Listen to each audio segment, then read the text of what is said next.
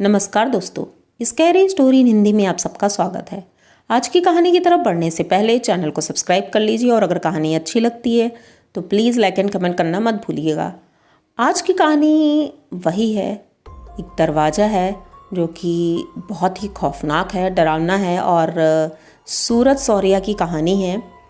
आप लोगों को अगर पूरी कहानी सुननी है तो इसका फर्स्ट पार्ट डिस्क्रिप्शन में है, वहाँ जा कर के आप फर्स्ट पार्ट पूरा अच्छे से सुन लीजिए, तभी आपको सेकंड पार्ट समझ में आएगा। तो देर न करते हुए कहानी की तरफ बढ़ते हैं। जैसे ही सूरज और सौरिया उस दरवाजे के पास पहुँचते हैं, सौरिया पीछे था और सूरज आगे था। जैसे ही सूरज दरवाज़ा खोलता है, वो जो भी देखता है पता नहीं क्या देखता है, क्योंकि सौरिया नहीं देख पाया था। सौरिया बस चौंक जाता है क्योंकि अचानक से सूरज बेहोश हो जाता है वहाँ पर।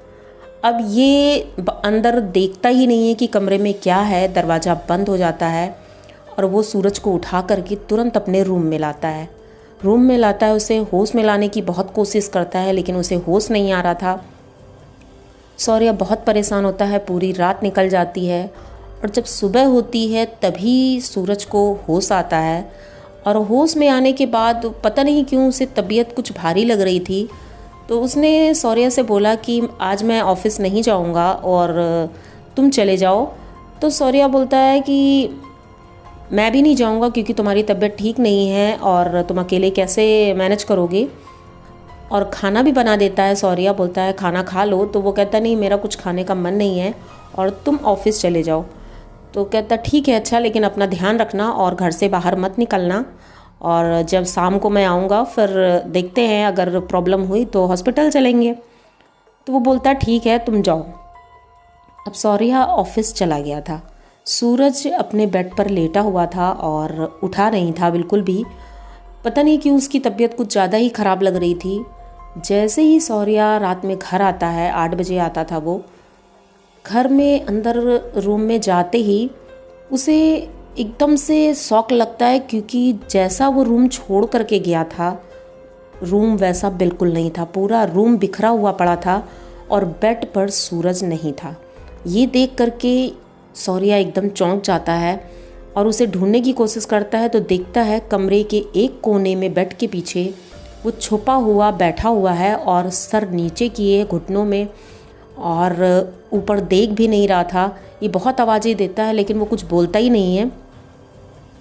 तब ये वो बहुत आवाज़ देता है लेकिन सूरज बिल्कुल नहीं बोलता है कुछ भी। तो इसे थोड़ा अजीब लगता है और ये उसके पास आता है, उसे हिलाता है। जैसे ही हिलाता है, सूरज उसकी तरफ देखता है ऊपर और बोलता है एक अलग सी आवाज़ में, जो सूरज की नहीं थी। उसने बोला कि तुम यहाँ से चले जाओ, नहीं तो तुम्हारा भी वही हाल होगा जो तुम्हारे दोस्त का हुआ है। तो सौर्या सुनता है, वो सोचता है ये मजाक कर रहा है और बोलता है क्या मजाक कर रहे हो, चलो ऊपर बैठो बेड पर और ये फालतू की बातें नहीं करो। तो वो उठता ही नहीं है, बस उसे घूरता रहता है। उसकी आंखें एकदम सफ़ेद हो रही थी। तो ये सोचता है शायद इसकी तबीयत ज़्यादा ख़राब है और उसको उठा करके बेड के ऊपर बैठालता है। उसके बाद बोलता है तुमने खाना खाया था? तो सूरज कुछ बोलता नहीं है। तो ये उसको वहाँ बैठाल करके किचन में जाता है। जैसे ही किचन के अंदर जाता है तो देखता है कि वहाँ से बदबू आ रही है। उनका कोई पर्सनल किचन नहीं था, उस रूम में ही उसने बना रखा था और अभी कुछ दिनों से उसने खाना बनाना भी शुरू किया था, क्योंकि पहले नहीं बनाता था लेकिन होटल में खाना मुश्किल होता था, इसलिए उसने वहीं एक कोने में टेबल लगा करके वहीं खाना बनाता था। तो जैसे ही उसके पास जाता है किचन में, तो इतनी स्मेल आ रही थी तो उसे समझ में नहीं आया। उसने पूरे कमरे को चेक किया और टेबल के नीचे देखा, सब जगह देखा कि हो सकता है कुछ रखा हो जो ख़राब हो गया है, लेकिन कुछ समझ में नहीं आया उसे। लेकिन जब खाने का डब्बा उसने खोला तो इतनी बुरी बदबू आ रही थी। जो सुबह उसने खाना बनाया था वो पूरा सड़ चुका था और ये बहुत ही अजीब था, क्योंकि मौसम इतना भी गर्म नहीं था कि खाना सड़ जाए। लेकिन वो जैसे ही बंद करता है और पीछे पलट करके देखता है सूरज की तरफ, रूम में सूरज नहीं था। अब ये देख करके तो और डर जाता है कि आखिर सूरज कहाँ चला गया, क्योंकि रात हो गई थी। और ये तुरंत रूम से बाहर निकलता है, नीचे जाता है, ऊपर जाता है, सब जगह उसे ढूंढता है लेकिन सूरज कहीं नहीं मिलता है। अब रात बहुत ज़्यादा हो गई थी, 1 बज चुका था और ढूंढ ढूंढ के वो थक गया था। वहीं दरवाजे पर अपने खड़े खड़े सोच ही रहा था कि वो कहाँ गया होगा। तब उसका ध्यान जाता है जो राइट हैंड वाली गैलरी थी, लास्ट रूम की तरफ उसका ध्यान जाता है, क्योंकि उसी रूम से वो आया था। अब धीरे धीरे शौर्य उसकी तरफ बढ़ने लगता है। उस गैलरी के पास जब पहुंच जाता है अंदर एकदम, वहाँ खूब अंधेरा था और वो धीरे धीरे चल रहा था। और वो दरवाज़ा उसे इतना डरा रहा था क्योंकि उधर उसका जाने का बिल्कुल भी मन नहीं हो रहा था, लेकिन फिर भी वो हिम्मत करके जा रहा था। और जैसे ही दरवाजे के पास पहुंचता है, उसका मन हुआ कि दरवाज़ा खोलूं कि ना खोलूं, ये सोच ही रहा था। तभी उसे अंदर से कुछ आवाज़ आने लगती है, जैसे कुछ लोग बातें कर रहे हैं। ये धीरे से दरवाजे को हाथ लगाता है और दरवाज़ा खुल जाता है। जैसे ही दरवाज़ा खुलता है तो सामने ही जो झूलने वाली कुर्सी थी उस पर सूरज बैठा हुआ था और वो घूर घूर करके शौर्य को ही देख रहा था। शौर्य कुछ नहीं सोचता है और सीधे अंदर चला जाता है, क्योंकि उसका दोस्त था अंदर। जैसे ही अंदर जाता है दरवाज़ा बंद हो जाता है। अब सूर्या को थोड़ा सा डर लग रहा था, क्योंकि दरवाज़ा अपने आप बंद हुआ था। ना तो बाहर कोई था ना अंदर कोई था और कमरे में भी अंधेरा था। बस थोड़ी थोड़ी रोशनी बाहर से आ रही थी, उसी से दिख रहा था। तो ये सूरज को बुलाता है और बोलता है, तुम यहाँ क्या कर रहे हो, चलो अपने रूम में चलो। तो वो कुछ बोलता नहीं है, बस इतना बोलता है, तुम भी आ गए। इतना बोलता है तो वो बोलता है, तुम भी का क्या मतलब है, चलो साथ में चलो, अंदर चलते हम लोग। और वो इतनी तेज़ी से हंस रहा था, इतनी गंदी वाली हंसी, जो शौर्य बहुत डर रहा था उसे सुन करके। रूम इतना गंदा था कि अजीब सी स्मेल आ रही थी, वहाँ रुकना बहुत मुश्किल था। शौर्य उसको उठाता है, उठाने की कोशिश करता है, लेकिन शौर्य को कुछ भी नहीं हो रहा था वहाँ पर। सूरज के साथ ऐसा क्यों हुआ था, कुछ ये समझ में नहीं आ रहा था। वहाँ पर ढेर सारी आवाज़ें आ रही थी, जैसा लग रहा था कि बहुत लोग हैं रूम में और बातें कर रहे हैं, पर दिख कोई भी नहीं रहा था, क्योंकि हल्की रोशनी में भी अगर कोई होता तो दिखता, लेकिन वहाँ कोई भी नहीं दिख रहा था। लेकिन ये जल्दी जल्दी उसे उठाने की कोशिश करता है, वो उठ ही नहीं रहा था, जैसे बहुत ज़्यादा वजन हो गया उसका, जबकि दुबला पतला था, वो उठ सकता था।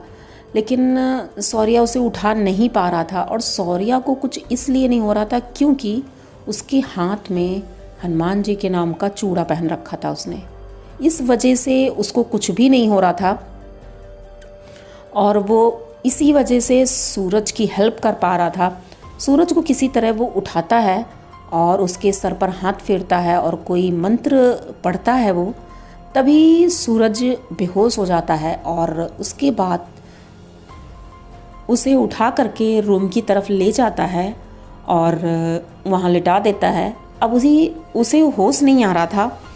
थोड़ी देर बाद जब उसे होश आता है तो वो एकदम अजीब सा बिहेव कर रहा था, चीख रहा था, चिल्ला रहा था। तो शौर्य ने उसको बेड पर ही बांध दिया था, और इसलिए कि वो फिर से उस रूम की तरफ ना चला जाए, क्योंकि वो उधर ही भागने की कोशिश कर रहा था बार बार, और अपने हाथ को, पैर को, जो भी पा रहा था उसको काटने की कोशिश कर रहा था अपने जब मुंह से। तो शौर्य बहुत डर रहा था और उसे बांध देता है और वहीं बैठा रहता है। तभी उसे याद आता है पास में ही एक मंदिर है, क्यों ना सूरज को ले करके मैं वहाँ जाऊँ। लेकिन उससे पहले वो मंदिर रोज़ जाता था, तो पंडित जी का नंबर उनके पास था। तो उसने पंडित जी को फ़ोन किया शौर्य ने, और बोला कि ऐसी ऐसी बात है, मेरे दोस्त के साथ कुछ बुरा हुआ है और मैं चाहता हूँ कि आप अगर वहाँ हैं तो मैं उसे लेकर के वहाँ आऊँ।